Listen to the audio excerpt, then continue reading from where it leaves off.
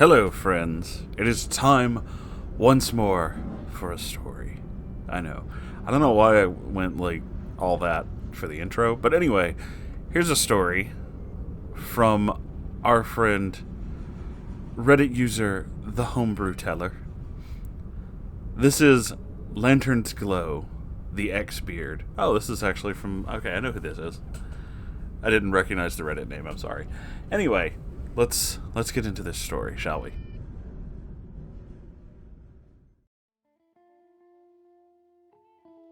Hello, Moonhorse. Hello, Sango, and the Moon Cult. For a while now, I've been talking about things I did when I was younger that made me what we call a neckbeard.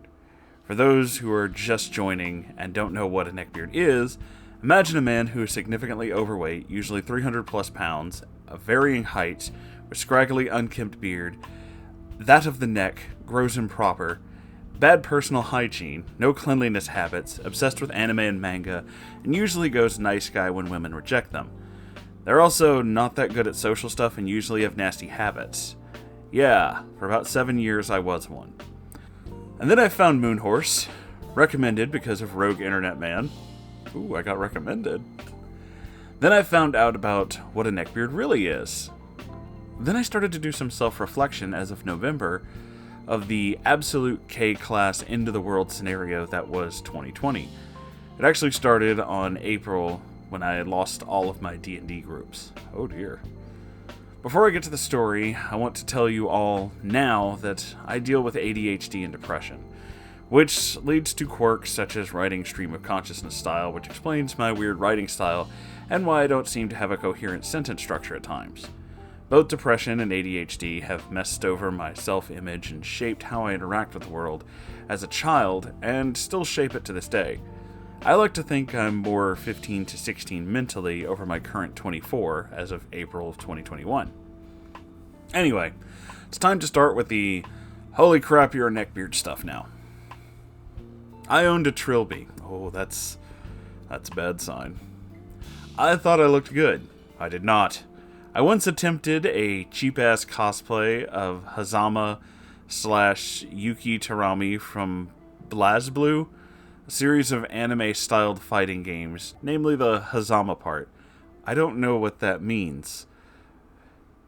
Issue is, I looked more like I walked out of the 1920s and had a personality of an onion. I got into a fight after getting impatient with explaining who I was, because big fucking shock, not everyone knows what the fuck this series is. Yeah, that was high school. I was suspended.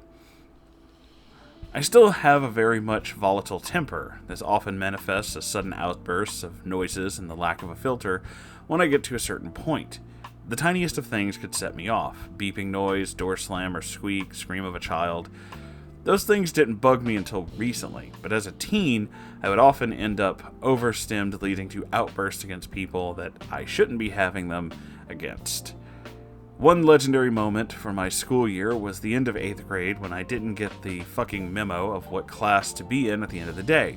Ended up in a different class. At the time, I was kinda into this one chick, we'll call Double D. I heard rumors from some of my male friends that she went to a party with one of the more popular guys. Had a kissing thing set up, and fuck me if I didn't have a hissy fit and got sent to the counselor's office. This girl wasn't even at the party. Dare I say, I mentally called her a thing you'd never call a woman that all incels call women who reject them. Starts with an S. Double D and I later had a misunderstanding that led to another fight, and I got suspended. Suffice it to say, I was a short-tempered twit. I mean, still am, but starting to notice my patterns and apply sugar, because those bursts are usually coming, my blood sugar starts to dip, and just getting too tired. I was obsessed with several anime, namely Soul Eater, Bleach, BlazBlue, Disgaea, anime-style tactical RPG involving demons, overlords, and overpowered characters, Pokemon, and of course a few popular RPGs from Bethesda that the fans have long since had to fix or improve, Skyrim and Fallout. I mean, I understand Pokemon, Skyrim, and Fallout, but I don't know what the rest of those are, I'm sorry. Also, I am a furry. I learned the hard way how fucked up the fandom is on that. Oh boy. Oh, here we go. Trust me when I say I obsessed. I mean, I have this thing where I will hyper-focus on one fandom and make characters for it, to the point that I constantly had a power fantasy Gary Stu self-insert, stole characters from folks who vanished from the roleplays I was in, and ended up derailing many of the stories I was involved in to the point that I was called out several times and it never stuck. Max Den Wiz forums. I miss my friends from there, but sweet fuck do I cringe inwards when I think about my actions there. Was never into the bigger things like figures and dockies, but I kind of enjoyed everything else that fit my mental areas of enjoyment. I have since mellowed, still a furry on the DL, and currently I'm still drowning in the torrential toilet flush that is the heaping pile of internet epic known as Homestuck. Now, there's a name I haven't heard in a long, long time. Trust me, you'll be reading forever, and none of it will make sense if you ever read it. Andrew Hussey is a mad lad. I don't plan on reading it, but thank you. Next is the most notable trait of the beard, the exterior. I was, and still am, the equal of a human planet with poor hygiene, messy clothes, and no care for my appearance. And I had disregard for cleaning until lately. Patchy beard, sweaty, smelly, with the breath that could fry nose hairs, and my clothes often had a smell or a stain. On a scale of Gary clean pants to Luke the neckbeard, I was soundly an early days Chris Chan before the axe. Yeesh. These days I try to keep my face trimmed so the beard comes in properly. Can barely grow a stash. I'm trying to lose weight. It's a struggle when you were raised on a steady diet of junk food and no exercise habits thanks to parents. I try to keep cleaner and my clothes neater. I very much am becoming a neat freak as family gives up on trying to clean, fueled further by my cat because he can be a handful. Yeah, it's hard when two people leave shit all over. I'm still guilty of that, but I'm working on it. Also, Moonhorse. Yes. I feel you on the eternity of boiling air in summer. Kentucky gets insanely hot in the summer, and when we get rain, the sweat and swamp ass multiply the humidity. It doesn't help that I burn fast.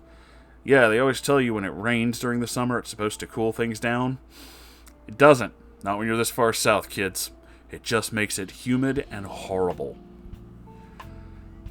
Now we get to the smaller things I've noticed.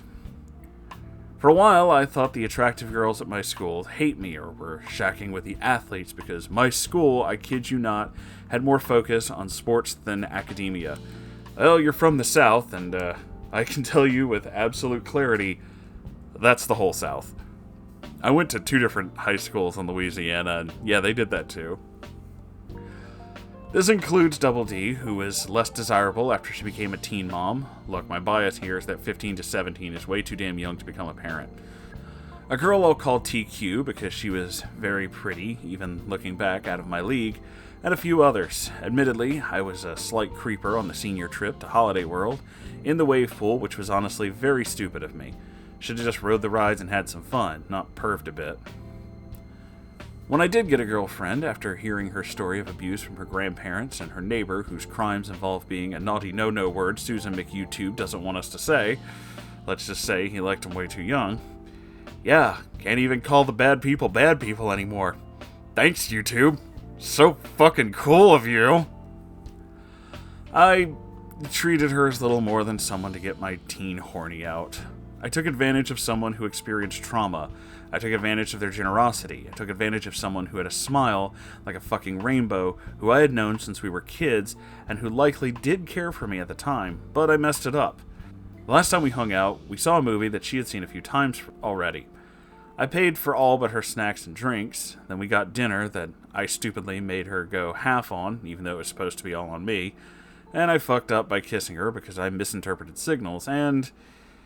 fuck. Auntie, I don't know how to say that right. If you read this or hear this, I'm very sorry for everything. Thank you genuinely for inviting me to the church I still attend out of familiar connection to the folks. I owe you more than money, like a pound of flesh and a good punch to the face. Sorry about that. Same thing happened in 2018 at MTAC with a D&D buddy. We don't talk anymore. I've gotten better at the near incel mindset and genuinely do not want a serious romance with anyone until I actually work out my mental fuck-ups, calm down, get financially stable, lose about 80 pounds, goalpost is better than none. Thankfully, I never fell into those black holes and avoided Reddit like the goddamn plague when I was a teen. When it comes to D&D, I was that guy. You know the one, the asshole who's always there to get his way, is whiny, makes mistakes, blames everyone else, and made enemies of everyone at the table. Needless to say, I got angry, screamed a lot, nearly got kicked from a game store, and got dragged outside by one of the table mates who was brought in exactly to throw me off the table for the MTAC incident and laid my ass out verbally. I respect that man a lot. He told me things that no one else has. I started to relax, take things less seriously. At this point, I started to use the game as an escape. Started games online, where my issues compounded again. The biggest game I lost was one I founded. I cast aside once we got new party members, mostly because I had pretty one-note character. I ended up saying some pretty insensitive things without realizing it, got called out, got kicked twice for my temper, then in April of 2020, shoved my foot in my mouth for the last damn time. There was a trans person of Asian descent. I misgendered them a few times, mostly by accident. I didn't know when they first joined. This all boiled until I said one racially charged thing and had a brief snap when I got home.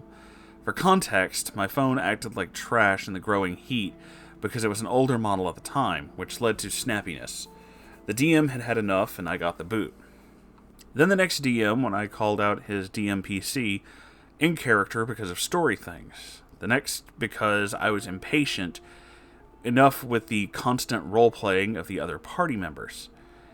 Then the fucking Backstreet Boys reunion tour hit, and the IRL game was abandoned because, forget staying inside to get a free ticket to the reunion tour. Then I snapped at my players in games that I ran. Suffice it to say, I was not a good player. I still struggle with improving myself. Depression is hard when what support network you have is online and your family is in a deeper hole that they don't want to crawl out of. It starts to drain and drag you down, and all you want is out. But you only work a dead-end crap job for a crappier paycheck under the crappiest employer in the area because everywhere else, there's no positions. I want to find my own place and keep it clean like I try my current house under my mother. I'm sorry if this is a long ramble, Moonhorse. You're totally fine. If you make it into a video, thank you. And to everyone who is struggling, let me tell you, I've had to learn the hard way. Being a neckbeard is awful. You're angry and tired and apathetic all the time, and it doesn't change. You have to make that change, and tell that depression and those dark voices from under your head to go take a damn nap because it's high time something changes. All it takes is some comment, and even the small things like getting up a bit earlier, maybe cleaning your environment a bit better, hell, even drinking a bit more water and or cleaning yourself, start with your hands at least, can change things. Never say that you can't get out either. If our boy Moonhorse can drag his ass out, get his life in order to make this place, and end up with his awesome fans and fiancé, and suffer long-term beard exposure, then you can too. I guess I rambled a little bit, still sorry. I rambled, my thoughts are jumbled. I told myself I'd tell this story eventually, and consarn it, I did it now.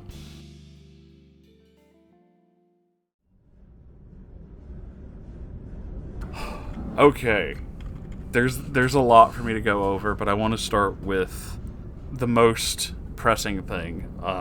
So a lot of times when you guys write me stories about questioning whether or not you're actually a neckbeard, most of the time it's just people who are, a little self-conscious, who have heard a lot of stories like this, and maybe have some bad habits.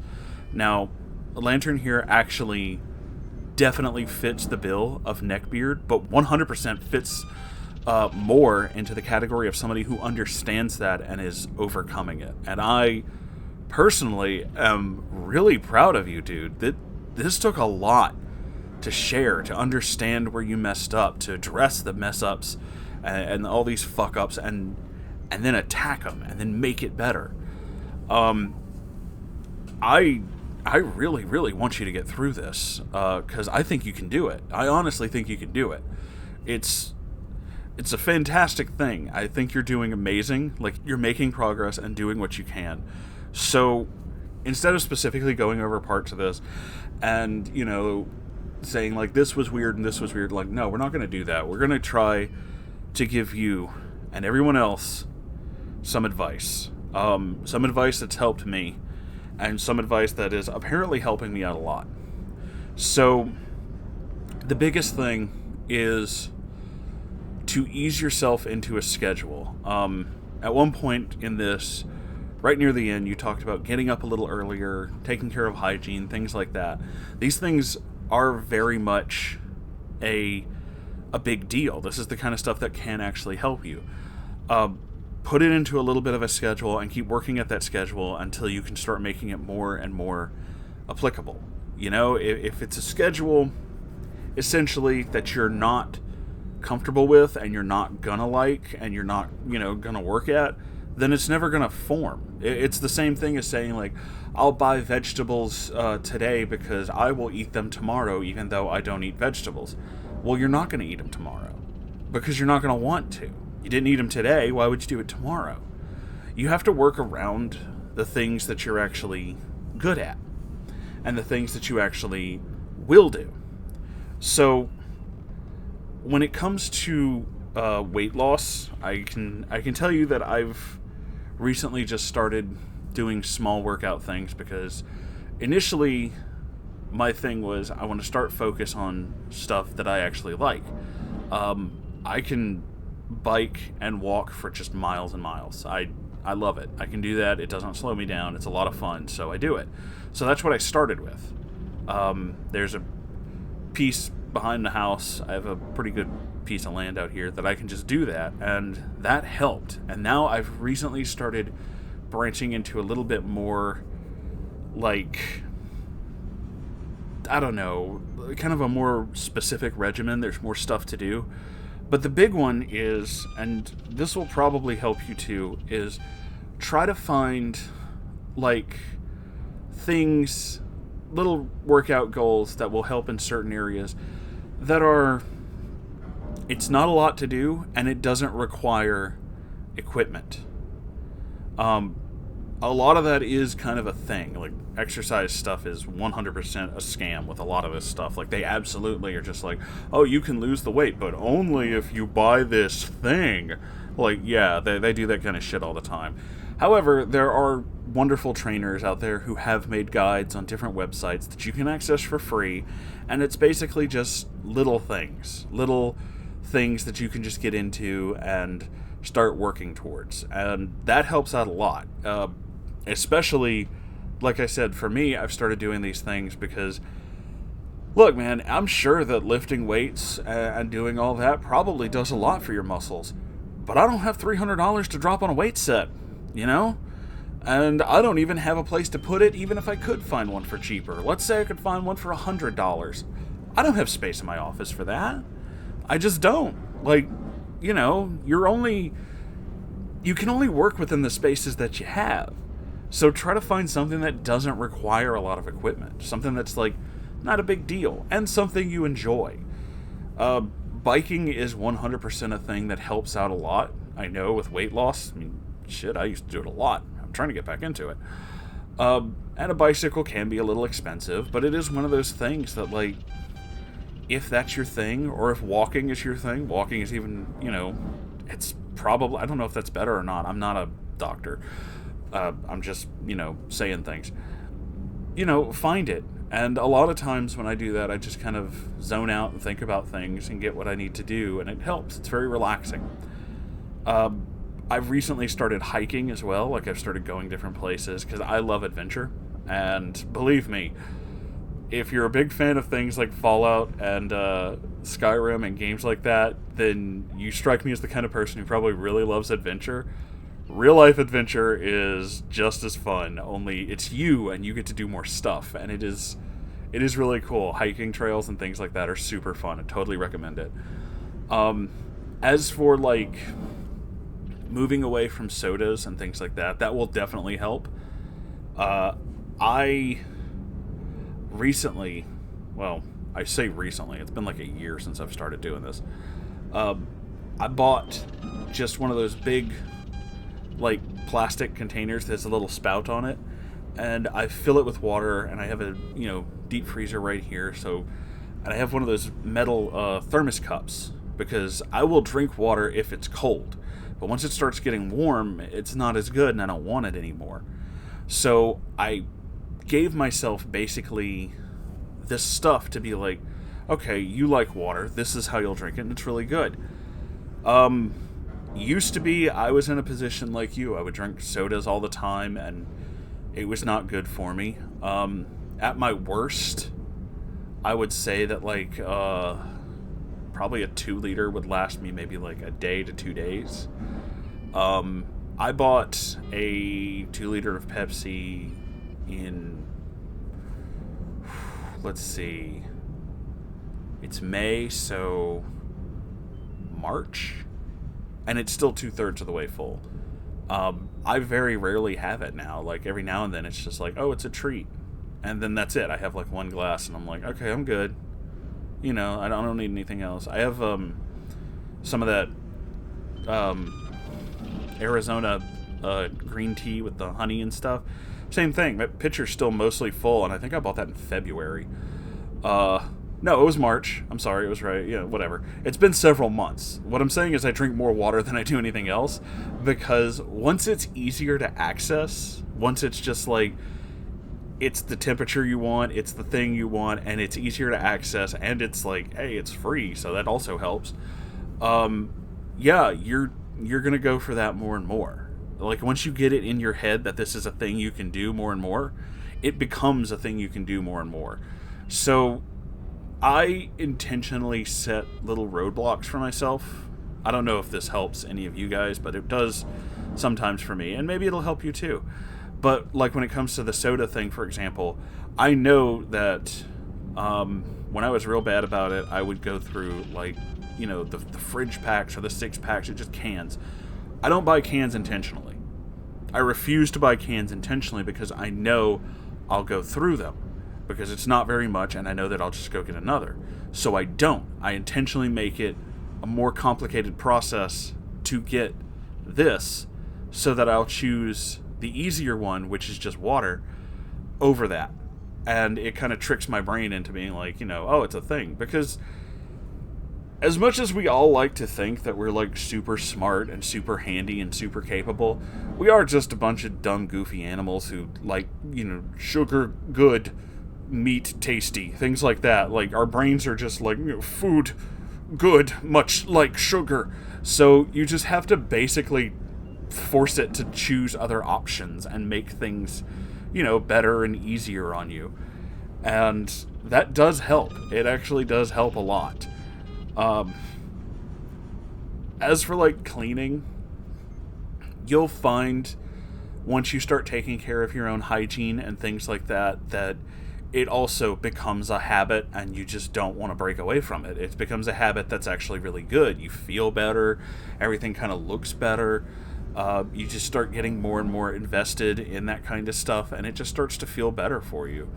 A good piece of advice I actually heard, weirdly enough, from Psychic Pebbles, of all people.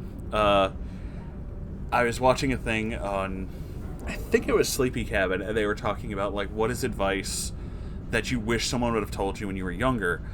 And Zach's advice was actually really good. He's like, pick a day when you're going to do laundry, and do it on that day. It doesn't matter if you have a lot or you have a little.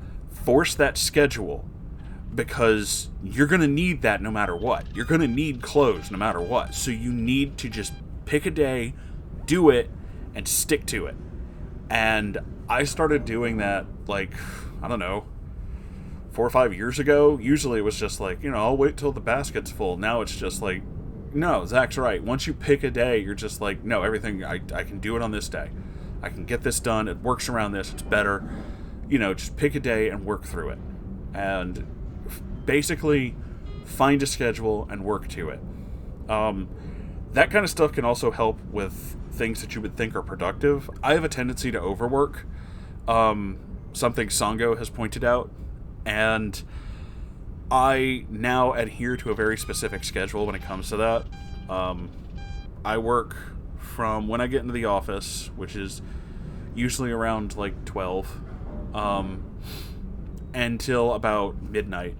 And then I don't work at all until, well, it's a little before midnight, maybe more like 11:30, until the next day. And Sundays, I don't do anything except upload a video. That's my day off. And Saturdays, all I do is stream. So no editing, no recording, just stream. So you force yourself into this kind of schedule, and it helps keep you sane. And these things can help out a lot. And I know that, like, living with people who don't actually want to adhere to this kind of stuff, who don't actually want to, like, better themselves and do things, can totally be a drag. But, dude, you are your own person, and I know you can do it. I believe in you. And I think that you're making fantastic steps and doing wonderful things. There will be some bridges, like you talked about with some of the friends, that may never be able to be fixed. But you've acknowledged that that was a problem. You know what you said was wrong, and you moved to fix it. They don't necessarily have to forgive you, but you understand what happened, and you've moved to change yourself, in spite of that. You've changed things. So, while you're right with the neckbeard thing, like being one, you're making amazing strides, and I'm actually very proud of you. I think you're doing incredible. So, keep at it, keep doing great things, and I'm sure that you'll come out of this on top. And I'll be here rooting you on. I mean, hell, I love whenever we have stories about neckbeards who recover. I love being able to help if I can. I just want you guys to be happy. But this video went on for a lot longer than I thought it was going to, so yeah, let's end it here. Thanks for watching, everybody. I hope you enjoyed this, and if you did, please like, comment, subscribe, all that YouTube stuff. I don't know. There's a bell, I think, still? I don't know. If there is, do that. It does something. YouTube doesn't tell us how any of this works. We're just here. That's just like a thing. Also, I have a Ko-Fi and a merch store. I'm adding new designs and weird stuff to the merch store. And I have a subreddit, obviously, which is where this story came from, r/Moonhorse stories. If you'd like to send me something, fan art, stories, picture of your cat, any of these things, I'm fine with that. You can send it there. I love you all so very, very much, and I'll see you in the next episode. Goodbye, everybody.